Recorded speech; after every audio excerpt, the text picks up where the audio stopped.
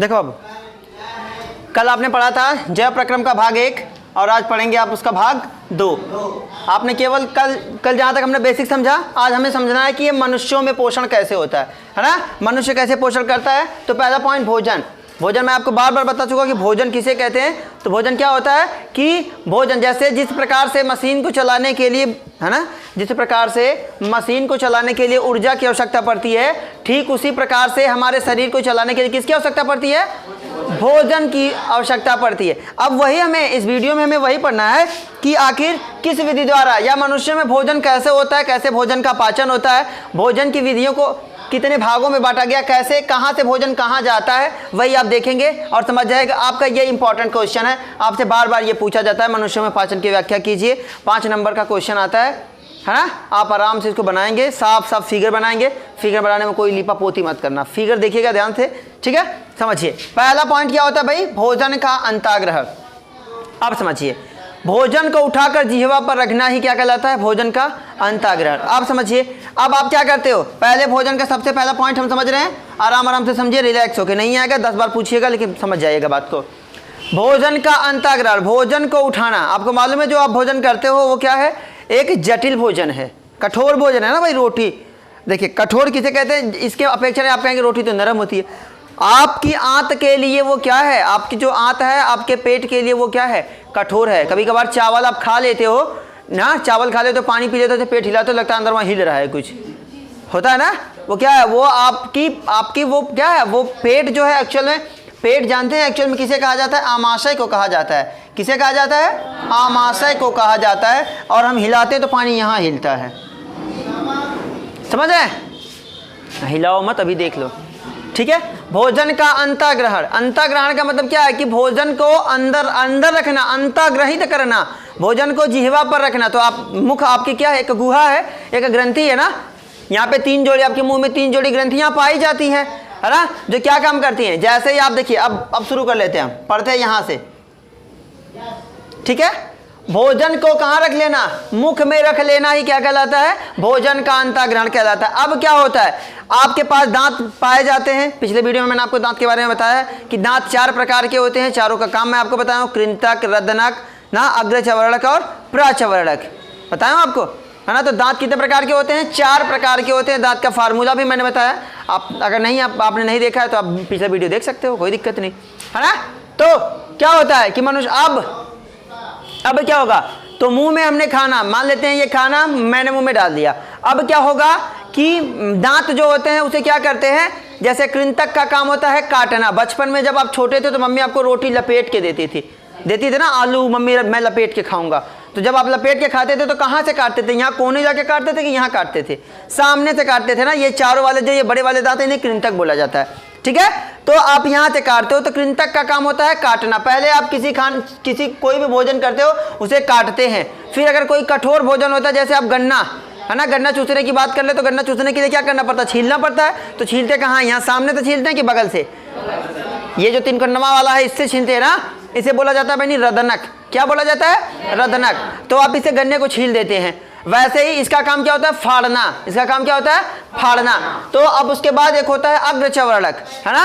अग्रचवर्णक क्या खाना जाता है? आप ज़्यादा से ज़्यादा खाना बाएं साइड आप खाते हो, देखिए कभी नोटिस करिए, आप दाएं खाना चाहते हैं नहीं खा पाते, है ना।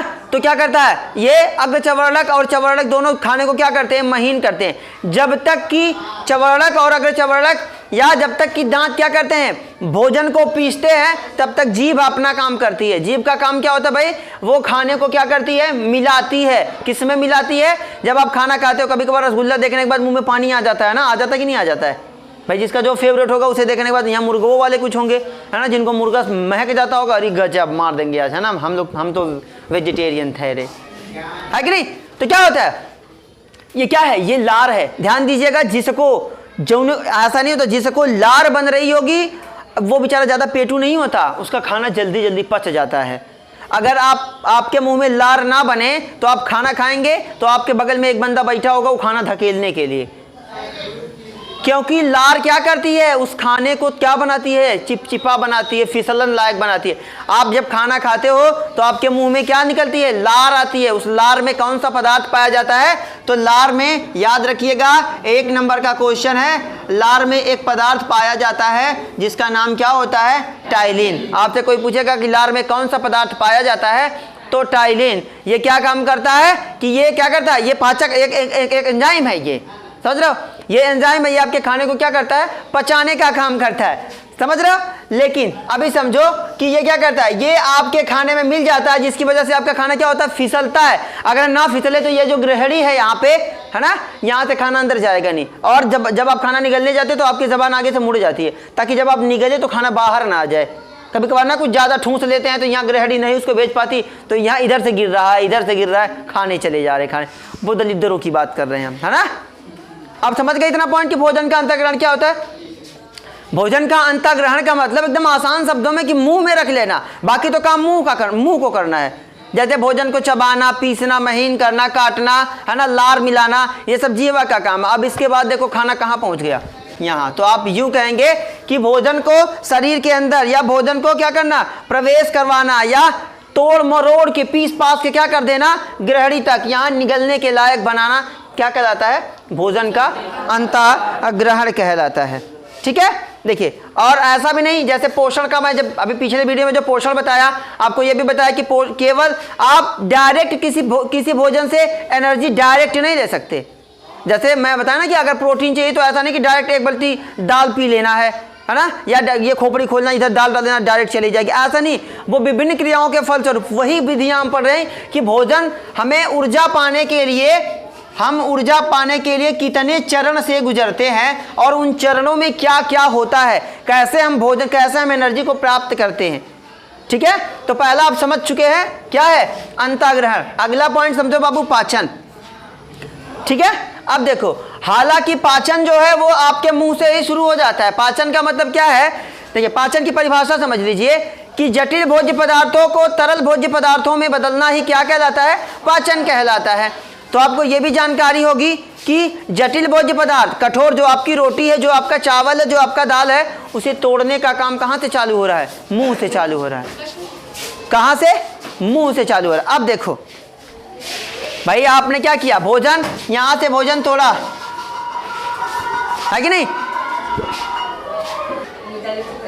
देखो क्या पता कि भोजन क्या है, अरे भाई भोजन को क्या कहना, पाचन क्या कहलाता है, तो जटिल भोज्य पदार्थ को, पॉइंट समझ में आ रहा है कि नहीं आ रहा है, आ रहा ना। देखो जटिल भोज्य पदार्थ, जो कठोर भोज्य पदार्थ हैं, कठोर भोज्य पदार्थ को कैसा भोज्य पदार्थ बना देना, तरल भोज्य पदार्थ बना देना। कैसा, तरल भोज्य पदार्थ बनाना क्या कहलाता है। तरल का मतलब क्या है भाई, निगलने लायक या पचने लायक भोजन बनाना क्या कहलाता है, पाचन कहलाता है। अब वो पाचन की क्रिया आप कैसे करते हो, तो यहाँ भाई आप जब खाना खाते हो, दांत से पीस रहे हो, तब यहीं से बन रहा है ना। पाचन का मतलब क्या है, जटिल भोज्य पदार्थ को तरल भोज्य पदार्थों में बदलना क्या कहलाता है, पाचन कहलाता है ना। तो आप तोड़ने, भोजन को तोड़ने का काम कहाँ से करते हो, चबाने का काम मुंह से चालू हुआ, उसे सरल बनाने का, तरल बनाने का काम मुंह से चालू हुआ। तो आप यूं कहेंगे कि मनुष्यों में भोजन का पाचन कहां से चालू हो जाता है। अब ये जो लार आपके मुंह में जो पदार्थ मिला है, क्या पदार्थ का नाम है, टाइलिन। अब टाइलिन से मिला हुआ भोजन सीधे कहां आता है बाबू, सीधे चला आता है कहां, आमाशय में आ गया। देखिए ये हो गई आपकी मुख गुहा, ये आपकी हो गई ग्रास नली या आहार नाल, इसे ही बोला जाता है। ठीक है, अब ग्रास नली के बाद जो आपका भोजन कहाँ पहुंचा, वो कहाँ पहुंच गया, आमाशय में। देखिए आमाशय को ही पेट कहा जाता है। जो आप कहते हैं ना मेरा पेट, मुझे भूख लगी है, मेरा पेट नहीं भरा है, तो एक्चुअल में पेट कौन है, आमाशय है। ये भोजन अधिकांश, भोजन का अधिकांश पाचन यही होता है। ठीक है, अब क्या है, अवशोषण। चलिए पहले ये पाचन समझ लीजिए कैसे होता है। ठीक है, अब देखो यहाँ तक भोजन आ गया, कोई दिक्कत किसी को नहीं। देखो फिर यहाँ से भोजन जब जैसे ही कहाँ जाता है, छोटी वाली आंत में जाता है। कहाँ जाता है, लेकिन इस दौरान जब ये छोटी आंत तक भोजन जाता है तो आपका लीवर, शरीर की सबसे बड़ी ग्रंथि, बार बार पूछा जाता है कि शरीर की सबसे बड़ी ग्रंथि कौन सी है, तो कौन है, लीवर, जिसे हिंदी में क्या बोला जाता है, यकृत। यकृत के अंदर एक ग्रंथि होती है जिसे, इसके अंदर भी एक ग्रंथि होती है जिसे बोला जाता है क्या, पित्ताशय। समझ रहे हैं? अब आपसे कोई पूछेगा पित्ताशय से कौन सा रस निकलता है, कौन सा एंजाइम निकलता है, तो पित्त रस। समझ रहे हो बात को? अब देखो यहां से खाना जब छोटी आंत में जाता है तो आपके लीवर से क्या निकलता है, एक लीवर में पाई जाने वाली एक ग्रंथि से क्या निकलता है, पित्त रस निकलता है। और ये पित्त रस कहाँ मिल गया, आपके खाने में मिल गया, जो खाना आपका गया, जो मुर्गा गया, जो भी उबाले हो, कौवा बिरयानी जो भी मारे हो, है ना। अब ये कहाँ पहुंच गया, देखिए ये छोटी आंत तक पहुंचा, समझ रहे हैं। अब लीवर जो पित्ताशय से कौन सा रस मिला, पित्त रस। अब यहाँ देखो ये कोने देख रहे हो, अमाशय के नीचे और बड़ी आंत के बीच में, है ना, अमाशय देखो, अमाशय और बड़ी आंत के बीच में एक ग्रंथि है ना, इसे बोला जाता है अग्नाशय। क्या बोला जाता है, अग्नाशय। कभी कभार पूछ देता है कि अग्नाशय कहाँ पाया जाता है, या अग्नाशय की उपस्थिति मानव शरीर में कहाँ है, तो आप कहाँ बताएंगे, अमाशय और बड़ी आंत के एकदम जस्ट बीच में, दोनों के बीच में रहता है, उसे क्या कहते हैं, अग्नाशय। अब समझो पॉइंट, ये क्या करता है, अग्नाशय से पूछेगा कि अग्नाशय से कौन सा रस स्रावित होता है, तो तुरंत बता देना बाबू कि अग्नाशय से अग्नाशयी रस निकलता है। ये सब भोजन को पचाने में क्या करते हैं, सहायता करते हैं। अब देखो, अब भोजन कहाँ पहुंच गया, छोटी आंत में। ये उलझी हुई संरचना, एक चीज समझ लो, आंत दो होती है, एक होती है बड़ी आंत और एक है भैया छोटी आंत। लेकिन देखो तुम्हारे रोचक एक बात समझो, जो बड़ी आंत है उसकी लंबाई कितनी है, 1.5 मीटर, और जो छोटी आंत है उसकी लंबाई कितनी है, 7.5 मीटर। अब समझो, ये समझ रहे हो। अब मैं आपको बता रहा हूं क्यों ऐसा क्यों होता है। नाम जिसका बड़ी आंत, वो कितने की है, देखो यही वाली है बड़ी आंत, कितनी लंबी है, 1.5 मीटर, समझ रहे हो। लेकिन जो छोटी आंत है उसकी लंबाई कितनी है, 7.5 मीटर। ठीक है, देखो बड़ी आंत की लंबाई जो किस बेस पे, बड़ी आंत को बड़ी आंत क्यों कहा गया, तो देखिए व्यास समझते हो आपने, त्रिकोणमिति रेखागणित पढ़ा होगा, पढ़ा है। तो ये क्या होता है, पूरी किसी वृत्त के यहाँ से केंद्र से होते हुए जो रेखा जाती है, इसे क्या बोला जाता है, व्यास। और ये आधी रेखा को क्या बोला जाता है, त्रिज्या, है कि नहीं। या वह रेखा जो किसी गोले को 2 बराबर भागों में काट दे, वो क्या है, व्यास है। तो जो बड़ी आंत होती है उसका व्यास क्या होता है, ज्यादा होता है, वो 6.5 सेंटीमीटर क्या होती है, मोटी, समझ रहे हो। फीट देखो ना, 15 सेंटीमीटर वाली, उसका लगभग आधा समझ लो, 7 समझ रहे हो ना, लगभग आधा क्या होती है, उतनी वो मोटी होती है। इस बेस पे ये देख नहीं रहे हो, इसकी मोटाई देखो, इसकी मोटाई देखो, इसकी मोटाई के आधार पे इसे क्या कहा गया, बड़ी आंत कहा गया। और छोटी क्या है, लंबाई में अधिक है लेकिन मोटाई में क्या है, कम है। लेकिन ये बड़ी वाली क्या है, मोटाई में ज्यादा है, लंबाई में कम है। ये क्वेश्चन ये भी बन गया आपका कि बड़ी आंत की लंबाई कितनी होती है, तो कितना होती है, 1.5 मीटर, और इसकी कितनी होती है, 7.5 मीटर। समझ गए। और चौड़ाई पूछ दिया कि बड़ी आंत की चौड़ाई कितनी होती है, व्यास कितना होता है, तो 6.5 सेंटीमीटर। अब देखो खाना अभी तो यही है, अभी छोटी आंत में खाना पड़ा हुआ है, ठीक है। चलो एक सवाल, आप मुर्गा खाते हो, नहीं खाते, चलो खाते हो तो खा लो। सुनो, मुर्गा में आप मुर्गे के क्या खाते हो, मांस खाते हो, बकरे में बकरे की क्या खाते हैं, मांस खाते हैं। तो आप सोचिए जो आपका पेट है, मुर्गा में आप मांस खाते हो, मांस को पचा ले जाते हो, लेकिन आपका पेट किसका बना हुआ है, मांसपेशियों का बना। कब वो ऐसा हो और ये मैं तो खाना खाया मेरे पेट में पच गया, कभी ऐसा हुआ है, ऐसा क्यों नहीं होता, समझ रहे हो। ऐसा क्यों नहीं होता कि कभी खाना खाए पेट में पच जाए और ये पेट में नहीं है, ऐसा समझे। अब देखिए आपने देखा होगा बाबा वो जो सोखा उखा आते हैं गांव में, जो दूधवा से नहाते हैं, गर्म वाले दूध से नहाते हैं, है ना। वो क्या करते हैं, पहले एक बार ठंडा का पानी से नहाएंगे, फिर गर्म वाले दूध से नहाते हैं। तो आप कभी टच करके देखिए, मैं आपको साइंस वाला बताता हूँ, ये आपको मूर्ख बनाते हैं। कैसे मूर्ख बनाते हैं समझिए, कि जब आप क्या करोगे कि किसी ठंडी चीज को छूने के बाद किसी गर्म चीज को छू लोगे, समझ रहे हो, किसी ठंडी चीज को छूने के बाद गर्म चीज को छूओगे। मान लो ये ठंडी चीज है, देखो ये वाला हाथ मेरा ठंडा है और ये बायां वाला हाथ मेरा क्या है, गर्म है। पहले आप ठंडी को छू के फिर गर्म को छूओगे ना, पहले पानी में हाथ डालो एक बार, फिर गर्म तावा छू लो। ऐसा नहीं कि रखे रहोगे, झलका पड़ जाना है ना, ऐसे उठा, ऐसे गर्म पानी को, ठंडे पानी को छू के तवा छू दो, आपको कुछ नहीं होगा। समझ रहे हो? बीच में एक वीडियो वायरल हुआ था, एक आदमी था, वो गर्म लावा समझते हो, लोहे को पूरा गर्म करके क्या कर रहा था, ऐसे बार बार उसको छू रहा था। समझ रहे हैं? तो सबको लगा कि यार ये इसका हाथ क्यों नहीं जल रहा है। तो क्यों नहीं जल रहा? क्योंकि उससे पहले उसने ठंडा पानी छुआ था। अगर आप ठंडे पानी को छू लोगे और फिर अचानक किसी गर्म चीज को छुएगे, तो जो गर्म चीज है और ठंडे, आपका हाथ जो जिसमें पानी लगा हुआ है उसके बीच एक परत बन जाती है, जिसकी वजह से आपका हाथ नहीं जलता। तो सोखा क्या करते हैं, पहले ठंडे पानी से नहाते हैं। कब वो सोखा ज्यादा छपटियाँ करते, बाबा आज पानी से मत नहा, डायरेक्ट नहाइए, डायरेक्ट दूर से ना, पता चले बाबा कुछ झलकी आ गए, अरे गजब हो गया बाबा, जो 100-200 मिलना था उसका दवाई ले लेंगे वो। समझ रहे बात को, है ना? तो चालाक बनिए। अब बाबा वो वाला जो जदुआ दिखाते हैं, आग लगा देते हैं गोइठिया में, ना इसे रगड़ के फेंक देते, अरे गजब बाबा आग लगी, अरे बाबा की जय हो, 5 अगरबत्ती सुलगाए, 500 रुपया गया बाबा के यहाँ जेब में। लेकिन वो क्या है एक्चुअल में? वो फास्फोरस है। वो क्या है? फास्फोरस है ना? जैसे ही वो हवा के संपर्क में आता है ना, सोडियम, वो क्या करता है, जल जाता है। उसे कैरोसिन में भिगो के रखा जाता है। कैरोसिन समझते हो, जिसकी सब्जी बनती है ना?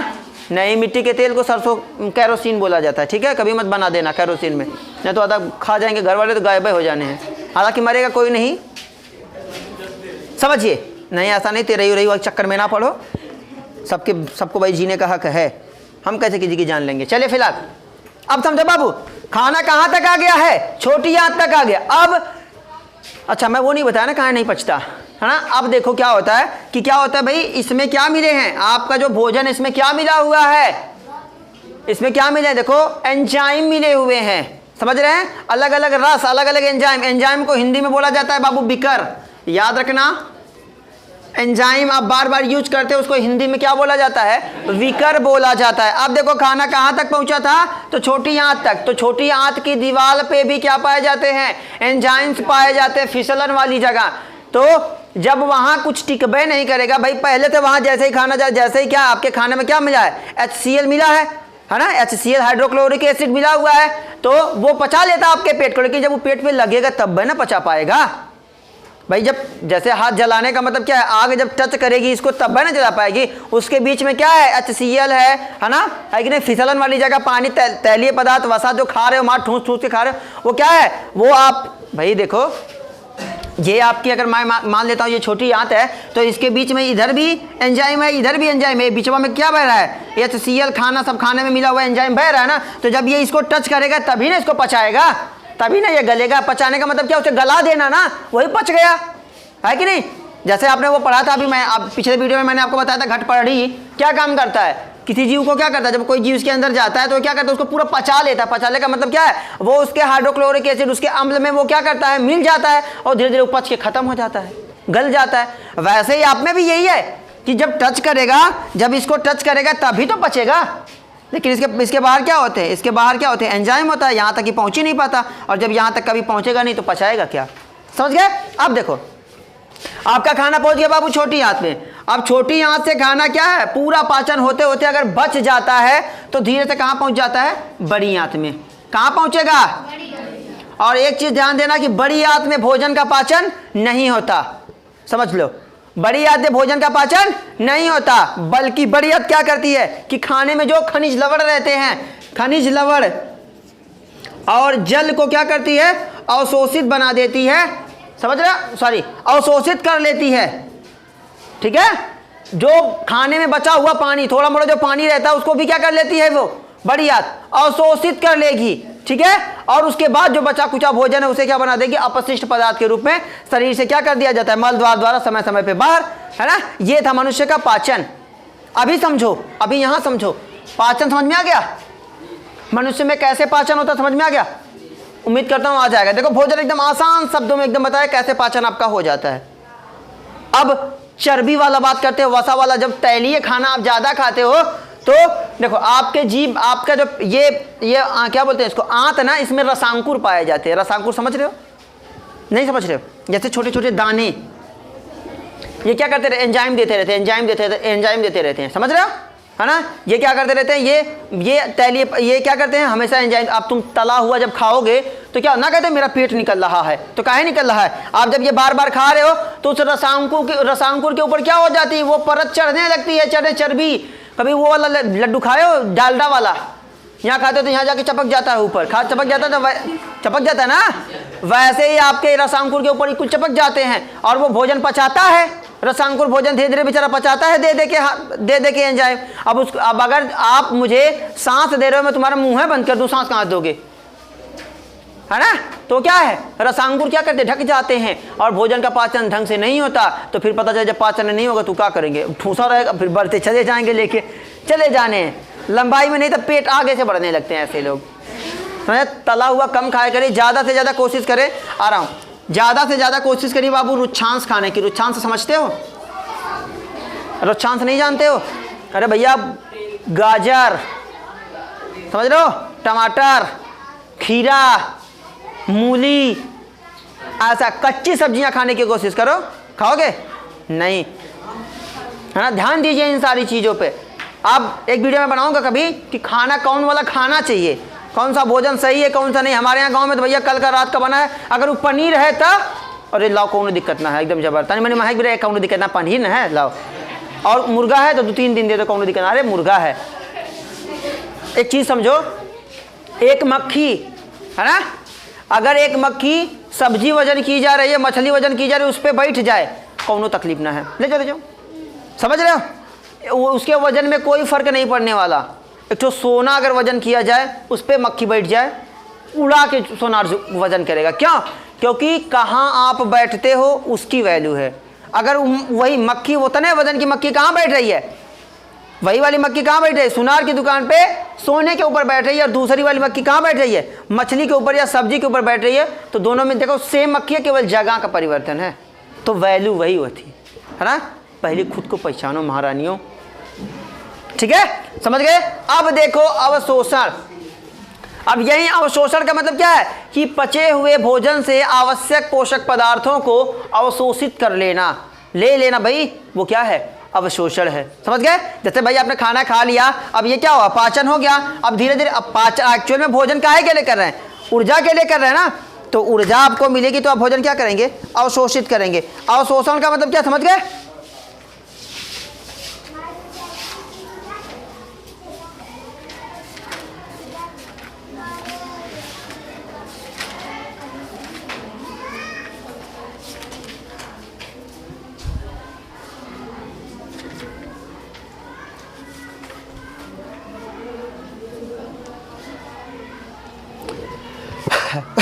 देखो एक चीज़ कभी कभार पूछ देता है ना, कि ये भोजन का पाचन कौन कौन एंजाइम करते हैं, आंत में कौन कौन सा। जैसे अवशोषण की बात कर रहे हैं, तो अवशोषण का क्या मतलब है कि भोजन से आवश्यक पोषक पदार्थों को अवशोषित करना, या उन पदार्थों के, या जैसे विटामिन, खनिज, लवण, उनको क्या करना, अवशोषित करना, क्या कहलाता है ना, अवशोषण कहलाता है। उन्हें मतलब एक तरह से कहो ग्रहण करना। भाई जैसे आपको पैसा कौन लेके भाग रहे हो, उसे छोड़ लेना, है ना, ये क्या है, अवशोषण कर लिया। मत करना ऐसा, कुटुंबो करेगा, मजबूत मिला तो।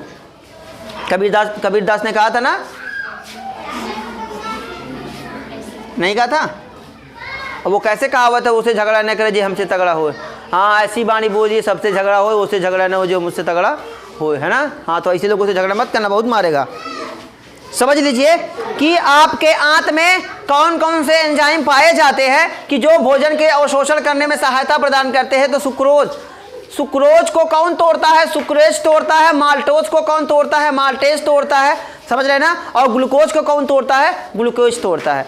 और सबसे खतरनाक जिसको तोड़ने के लिए बड़ी मेहनत लगती है, वो बाबू होता है सेलुलोज। कौन होता है, सेलुलोज। अवशोषण समझ गए? अब देखो अगला पॉइंट है क्या, स्वांगीकरण, है ना। स्वांगीकरण का मतलब है कि आंत द्वारा अवशोषित भोज्य पदार्थ का रुधिर के कोशिका द्रव्य में पहुंचाना। समझ रहे हो कि आंत द्वारा जो पदार्थ अब अवशोषित जो कर लिया गया, जो अवशोषित कर लिया गया, क्यों अवशोषित किया गया भाई, है कि नहीं। जैसे ऊर्जा आप भोजन कर रहे हो तो काहे के लिए कर रहे हैं, कि आपके शरीर की सभी क्रियाएं क्या है, सही तरीके से चले। तो सही तरीके से चलाने के लिए उनको किस चीज़ की जरूरत पड़ेगी, ऊर्जा की, पोषक पदार्थों की, विटामिन, खनिज, लवण की जरूरत पड़ेगी। तो जिसको अवशोषित कर लिया गया है, अब उसे कहाँ पहुँचा देना, कोशिका द्रव्य या कोशिका तक पहुँचाना क्या कहलाता है, स्वांगीकरण कहलाता है। और उसके बाद क्या है, अब है आखिरी पॉइंट बाबू, बहिक्षेपण। तो वही मैं बताया कि बहिक्षेपण क्या है, एक जरूरी, बहुत ही जरूरी, जिसको हमारे यहाँ नित्य क्रियाक्रम भैया, है ना, कि क्या है, समय समय पे अपशिष्ट पदार्थों को शरीर से बाहर निकालने की प्रक्रिया क्या कहलाती है? बहिक्षेपण कहलाती है। समझ गए? जो भोजन नहीं पच पाता, जो पचने के लायक नहीं होता भाई, है ना, या जिसमें जो ये बड़ी आंत में आ गया, वो शरीर से बाहर हो ही जाना है, क्योंकि वो जब अमाशय में नहीं पचा, है कि नहीं, अमाशय से होते हुए, यकृत से होते हुए छोटी आंत तक नहीं पचा, मुंह में नहीं पचा, ग्रास नली तक नहीं पचा, वो बड़ी आंत में नहीं। क्योंकि मैंने आपको बताया, ध्यान दीजिएगा कि बड़ी आंत में भोजन का पाचन नहीं होता, वहाँ केवल जल और खनिज लवण का क्या होता है? अवशोषण होता है। ये ध्यान दीजिएगा, ठीक है। Best of luck. मनुष्य में पोषण पूरा आ गया। कोई दिक्कत हो तो फिर से देखते रहिएगा, ठीक है। मिलते हैं अगले वीडियो में।